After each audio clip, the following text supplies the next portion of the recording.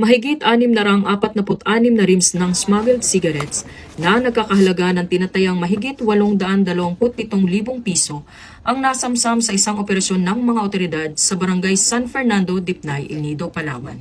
Isinagawa ang operasyon noong ika-21 ng Hulyo taong kasalukuyan bandang alas 9:30 ng umaga sa pangunguna ng mga tauhan ng 2nd Special Operations Unit Maritime Group kasama ang iba pang ahensya ng gobyerno at mga opisyal ng barangay.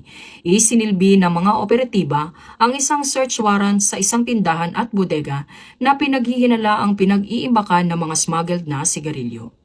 Sa isinagawang paghahalughog, na-recover ng mga otoridad ang iba't ibang brand ng sigarilyo na hinihinalang puslit at walang kaukulang pagbabayad ng buwis.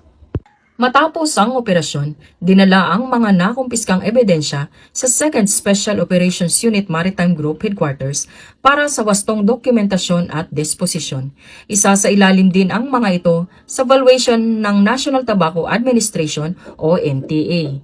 Samantala, tiniyak ng mga otoridad na magpapatuloy ang kanilang operasyon laban sa smuggling upang mapanagot ang mga lumalabag sa batas at mapigilan ang pagpasok ng mga kontrabando sa bansa. Ako si Patrolwoman Maricar Cabuso, alagad ng batas, tagataguyod ng Balitang Pulis.